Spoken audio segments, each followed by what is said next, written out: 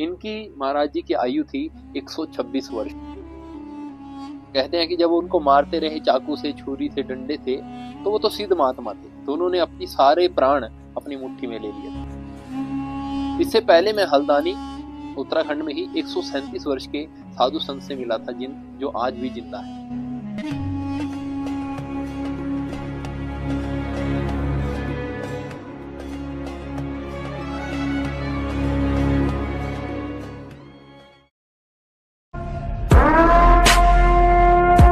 सीताराम सभी को। मैं अभी जागेश्वर भगवान के मंदिर से ऊपर आया हूँ। बुद्ध नागेश्वर का एक मंदिर है और उसी के साथ में ही भगवान हनुमान जी का एक बहुत प्यारा सा मंदिर है। दोस्तों इसलिए बना रहा हूँ क्योंकि मेरे जो पीछे आप परमात्मा की जो एक मूर्ति देख रहे हैं, परम संत आत्मा है, इनका नाम है सीताराम बाबा। और सीताराम बाबा जी एक बड़े प्रसिद्ध और बड़े ही शक्तिशाली बाबा हुए हैं, जिनका निधन पिछले 8 साल पहले हो गया। इन्होंने अपने प्राण त्याग दिए और अपना मोक्ष की तरफ चल दिए। इनकी आयु सुनकर आप बड़े हैरान हो जाओगे, क्योंकि हिमालय और उत्तराखंड की जो भूमि है उसके अंदर ऐसे ही तपस्वी संत हमको देखने को मिलते हैं।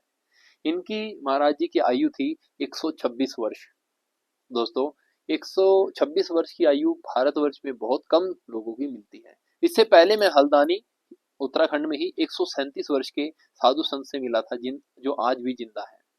और कहते हैं कि संत महाराज जी नीचे पीछे गुफा में तपस्या किया करते थे, और उस वहां तपस्या करते हुए किसी ठग आदमी ने, किसी चोर आदमी ने, 2-4 लोगों ने मिलके उनके ऊपर हमला कर दिया। उनके पैसे चुराने की कुछ कोशिश थी।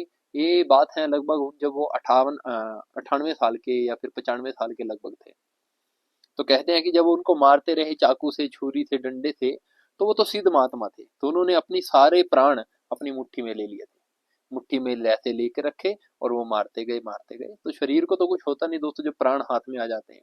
तो ये तो सिद्ध पुरुष थे। इन्होंने 12 साल बिना बोले मौन व्रत रखा, 12 साल पैसे को नहीं छुआ, 12 साल भोजन नहीं किया, और भी कई तरीके की इन्होंने तपस्या करी, जैसे दिगंबर रहे, बिना कपड़े के, विभूति लगा के। ऐसे बहुत सारी तपस्याएं इन महाराज जी ने, परमात्मा ने किया है। तो अपने प्राणों को हाथ में ले लेना बड़ी तपस्या के बाद में जब जाकर ये सिद्धि सिद्ध होती है। तो आज मैं इनके बड़े सुंदर से प्यारे से सीताराम जी के मंदिर में आया हूँ, और इन जी के आज दर्शन हुए, और महात्मा जी जो है यहाँ पर इनकी सेवा पिछले 20 वर्षों से कर रहे हैं। और ये जो सीताराम जी का जो मंदिर है, बड़ा प्यारा और सुंदर मंदिर है। इसके पीछे ही आपको बद्रीनाथ की पहाड़ी दिखेंगी, केदारनाथ की पहाड़ी दिखेगी, यहाँ नंदा सुनंदा की पहाड़ी दिखेंगी, ओम पहाड़ी दिखेगी। बहुत सारा सुंदर नजारा हिमालय का यहाँ से देखने को मिलता है। आज हमारा यहाँ पर आना हुआ, हम बड़े सौभाग्यवत हैं। और आप कभी भी यहाँ आना चाहें तो आ सकते हैं। आपके लिए हमेशा सीताराम बाबा के दरवाजे खुले रहेंगे। बोले सीताराम। मैं जिन महात्मा जी की बात कर रहा था, उन महात्मा जी की एक छोटी सी कुटिया है। इस कुटिया के अंदर रहकर भी उन्होंने बहुत सारी तपस्या करी। दोस्तों ऐसे महान संत के सामने आप अपना अगर सर झुकाते हैं तो आपको बड़ा आशीर्वाद भी मिलता है। उनके यहाँ पर चरण की भी फोटो रखी है दोस्तों, देख सकते हैं। और यहाँ पर एक छोटा सा धूना है, यहाँ पर धूना जगता रहता है, बाहर धुआं निकलता रहता है। ये अखंड ज्योत जल रही, कितने सालों से? ये बहुत सालों से अखंड ज्योत चल रही है। और यहाँ पर सीताराम भगवान की पीतल की प्यारी सी मूर्ति है, जिसकी बाबा जी पूजा किया करते थे। और आप देख सकते हैं यहाँ पर काफी सारे भगवान जी की फोटो लगी है। आज हम जगेश्वर महादेव पे आए हैं, और मेरे साथ में ओम सिंह ठाकुर हैं, है ना? ओम सिंह राजपूत हैं, जो कि राजस्थान के जोधपुर से हैं, और हमें जागेश्वर में ब्रह्मकुंड में नहाते हुए मिल गए थे।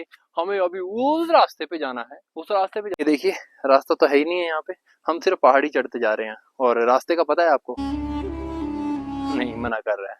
तो हमको इस रास्ते जाना है, रास्ता कोई है नहीं है यहाँ पे। यहाँ से पानी आने का रास्ता, जैसे बारिश आती है तो यहाँ से झरना बन के पानी आ जाता है, यहाँ कोई रास्ता नहीं है। लेकिन ऊपर से सड़क जो 6 किलोमीटर जा रही थी, हमको यहाँ से 1 किलोमीटर भी नहीं पड़ेगा। तो क्या लग रहा है, कभी आए हो ऐसे रास्ते? नहीं, ऐसे रास्ते बिल्कुल नहीं है। फिर आना चलोगे अभी ऊपर, या छोटे रास्ते से जाना, बड़े रास्ते से जाना है? चलते हैं, जिस रास्ते से आप चल रहे हैं साथ में उसी रास्ते से चल रहे हैं। दोबारा बोलो। जिस रास्ते में आप चल रहे हैं उस पे ही साथ चल रहे हैं आप। पहली बार ऐसे ट्रैवल कर रहे हो? हाँ, पहली बार ही कह लो। तो ट्रैकिंग की है कभी? ट्रैकिंग हाँ, अपने शहरों में होती थी। तो सरस्वती मंदिर और गणेश जी का मंदिर है, जो कि 50 साल पुराना मंदिर है। और कहते हैं कि यहाँ एक कॉलेज की स्थापना करी थी, उससे अभी माता जी के मंदिर और गणपति भगवान के मंदिर की स्थापना हुई थी।